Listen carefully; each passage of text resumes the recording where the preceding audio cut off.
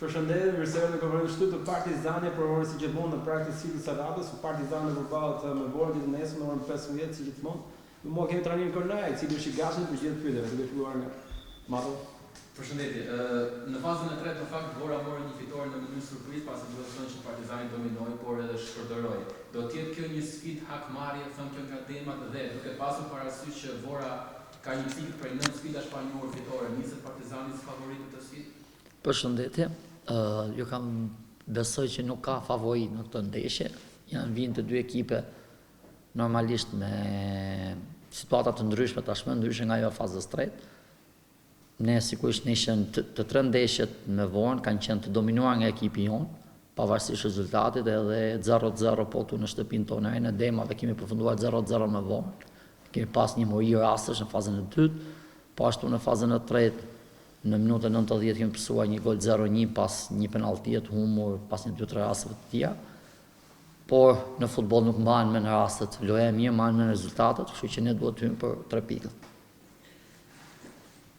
Është detyrim fitoria apo ndoshta edhe një barazim në përfundit të botës? Ne do shohim, ne kemi hyrë çdo ndeshje për 3 pikë, do hyjmë edhe këtë ndeshje për 3 pikë. Pjesën tjetër dalim fushës, po besoj se djemt janë të karikuar, të gatshëm për të dhënë maksimumin për të fituar 3 pikët. Fitoria me Dinamo ndoshta erdhi me pikpyetje në aspektin e gjendjes fizike të skuadrës, duke qenë se Çaka doli i dëmtuar, por është kthyer sërish në stërvitje. Si është gjendja e skuadrës me lojtarët? Gjendja e lojtarëve është e mirë. Ne kemi një numër të lartë lojtarësh në dispozicion, të them të drejtën. Edhe ndeshje me Dinamo kishim mundësinë që 4-5 prej tyre që luajtën me Elbasanin në kupë të pushonin. Kështu që me Dinamo na kuptozon 4-5 të tjerë, kështu që gjendja fizike shumë e mirë, sa për Çakën ishte një goditje dhe goditje nuk ka të bëjë me ngarkesa, mori një goditje në pjesa e gjuhit dhe bllokoi për momentin, kështu që nuk donin të rrezikonim. Është stërvitur okay me ekipin, është i gatshëm për ndeshjen e nesërme. Duke parë sfidën e djeshme, Ignatia Vllaznia në rast se fitore e Partizanit të dielën shkon në vetëm 7 pikë larg Krellit. Kemi dhe sfida direkte. Te tifozët është ndezur ëndra titullit kampion, po ashtu edhe te disa lojtarë Partizanit. Është këtë mendim në Kernaj?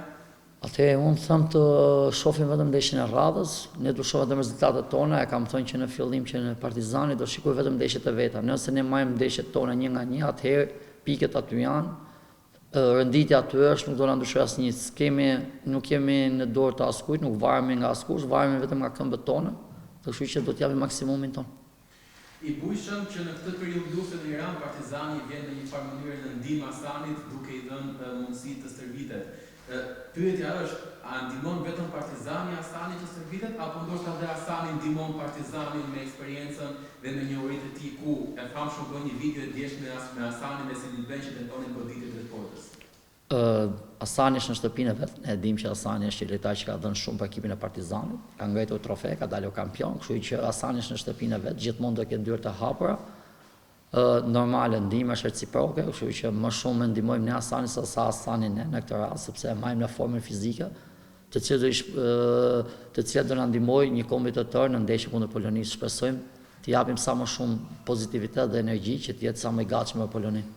Për nostalgjikët që kërkojnë ndoshta një rikthim të Hasanit në panelën e Partizanit, keni biseduar me dikën në klub për ta bërë prapë? Këto janë muhabete të tjera, nuk besoj që është momenti dhe koha që Hasani të kthehet, besoj ka një karrierë përpara.